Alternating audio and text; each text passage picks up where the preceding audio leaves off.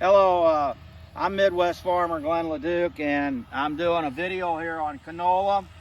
We're putting out canola this year in this field. We was going to put out more, but we really didn't have, we don't have any crop insurance to cover that, to do a lot of acres, but we're doing this, I'm taking all the risks putting this out on the seed and the fertilizer, and so we just have to wait and see what it's going to do. Kevin's running the airflow. We took a quick video on a different camera that I could ride up there, so we made a round so you could see it spreading, coming out. This here was set up for corn earlier this spring. We had our potash down early, and normally for corn I spread fertilizer 3 different times. I put potash and phosphate down and some sulfur, and then right before I plant the corn, then I put my nitrogen down on the crop, and basically it was getting wet. We was having trouble plowing out here in the field. It was too wet to get out here to plow. We plowed anyhow. I am going to have Lisa to take some videos of that back corner over there where I was plowing. That had a whole bunch of mud. I decided not to plant this because it was getting late. Last year we planted, and we actually planted early, and then it rained hard on it and then turned dry, and the corn just didn't do good. Matter of fact, it did terrible, and I was afraid the same thing was going to happen again. We had a lot of rains earlier, and some of them was quite heavy at short periods of time. Lisa, at a moment there, just shoot a picture above the clouds above me here. Even though we have a blue sky, we've got these straight looking streaks across there. Keep that in the back of your mind, everybody.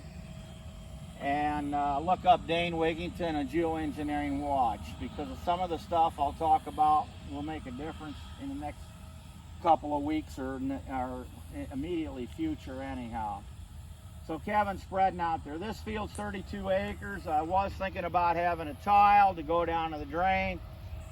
Down to the waterway there, we got a ditch. I'm wanting to rebuild that ditch, so I thought I better do that first on the tiling part, and I'm trying to get it leveled out. Maybe I don't have to have it tiled. We've been farming it all these years without it, and for some reason the water just wanted to pool up and set on top of the ground and not dry out.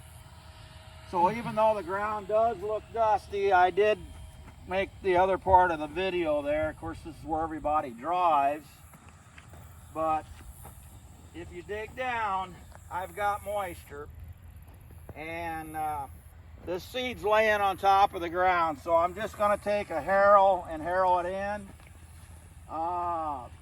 That's what I've done in the past on it. I have planted canola over 30 years ago.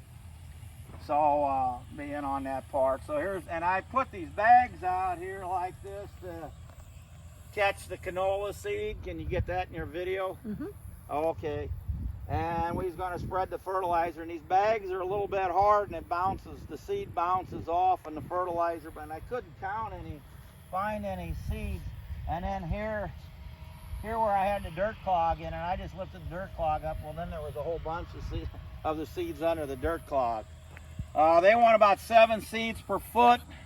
We just counted out there on the ground there with the tape there on the other video, and I think we had about 12 on it. So we got 4.1 seeds there, because you got to buy the whole bag, and the bag costs $650. And the seed looks really nice. It's sharp blue. We can see things. And we're growing this seed for Bungie, and they made a contract, and with that contract, it's an acre contract.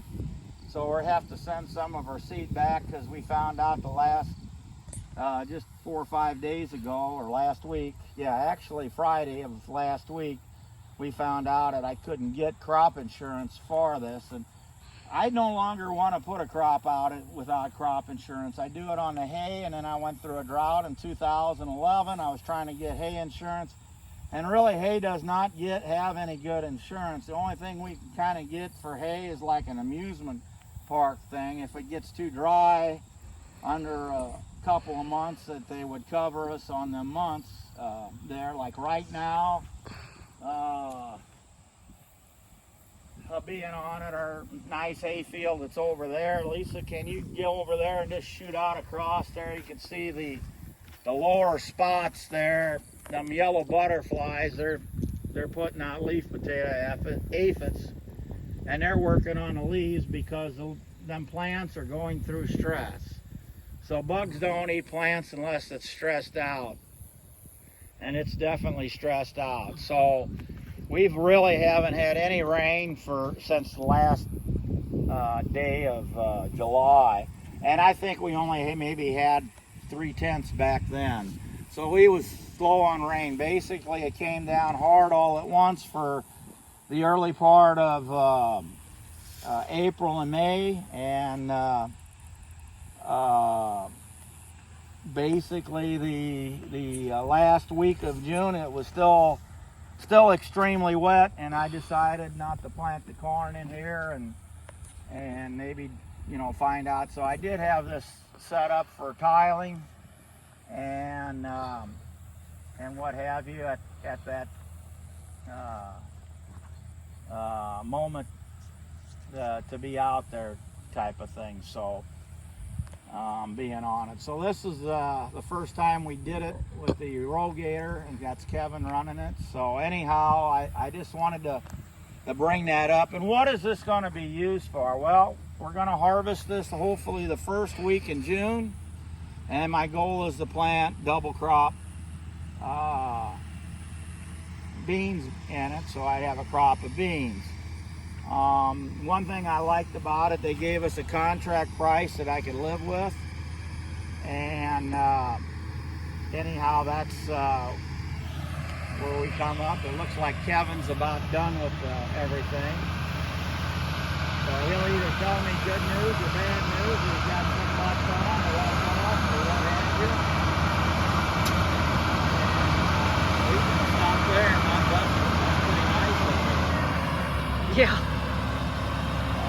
Type of thing. So being on it, I did take soil samples of the soil. I did something different. I did this guy, I knew him for 30 years, and I really wanted somebody different that wasn't working for a fertilizer company or a seed company or anything else on it. So he does something different that I decided to try. I always had grids, and he has zones. So this happens to be the field here. He's got like 36 acres. Oh, we got this over here.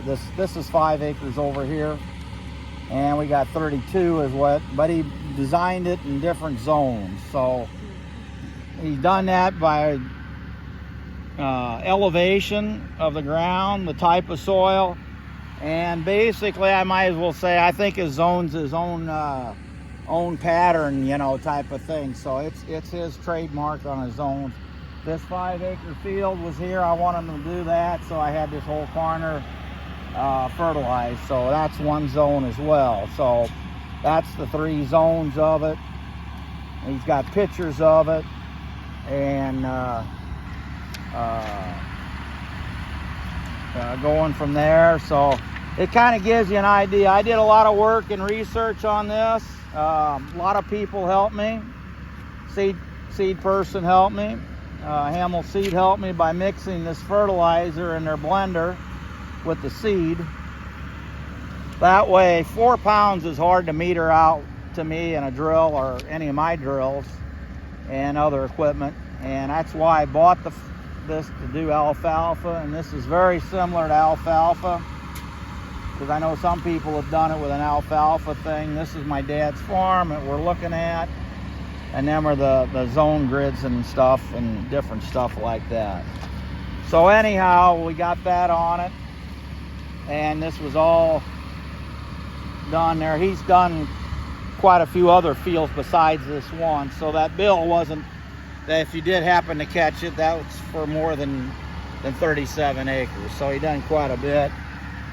And then this is the same field that we was going to put corn in, and we failed, and our crop insurance covered it, took good care of me and my agents and everything. So I just thought of it. And also they came up with this nice book, and I really like these books because I can write down my seeding, my crops and stuff in it. They got all this nice stuff in here to keep track. And my agent, Terry Lice, who had done this for a long time and talked this new company and doing it, and I really like this book here. So I mean, this means a lot to me. So thank you on that part of it. The agronomy part was Pioneer, as well as that. We're trying to do the best we can.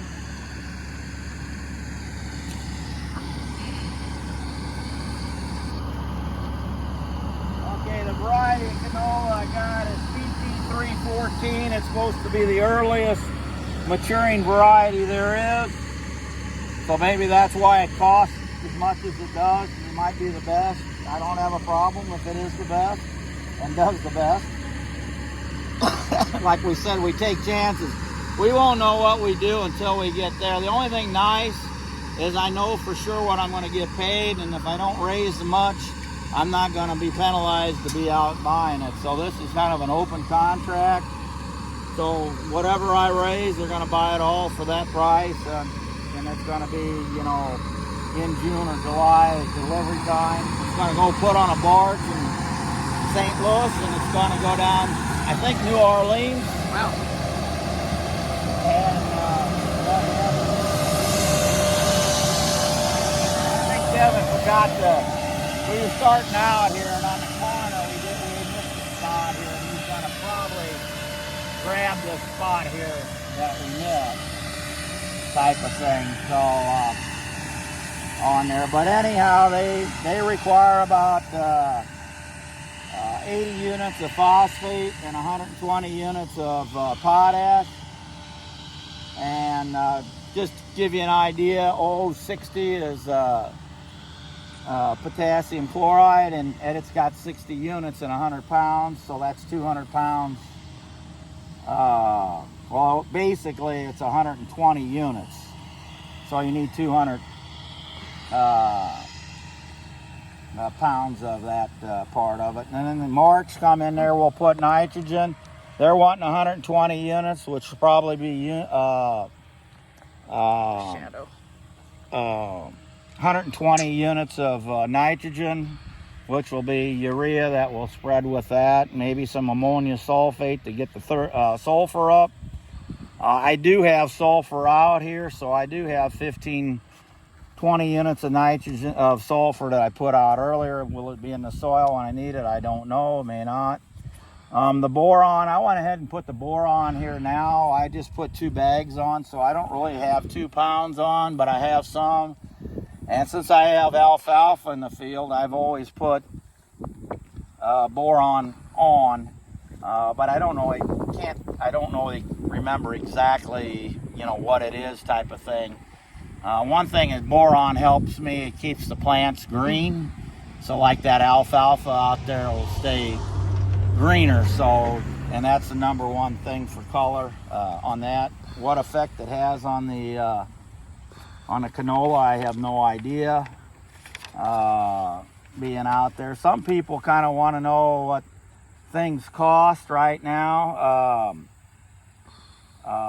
DAP, which has some nitrogen in it, so we've got our little bit of nitrogen's being covered here up front with the DAP, since we got about 200 pounds in here already, type of thing. So with the cost of that fertilizer, yeah, I'm not over fertilizing anything this year. DAP is $890 a ton from one place. I really don't know what I paid for it today. I just know I had to need it, and they had the blender to mix it, so that's why I went there, and different parts of it. But DAP is one thing that's really too high, and then the potash is around 480, which hasn't changed too much. But years ago, a ton of potash was the same as a ton of hay, and it definitely ain't that today anymore. So I don't know, Lisa. Maybe you need to get in your car and roll the window up. Yeah. Oh, he's done. He's done. Oh, he got booms up. So, we got this field done already. So we'll just call it quits on that. And pick up the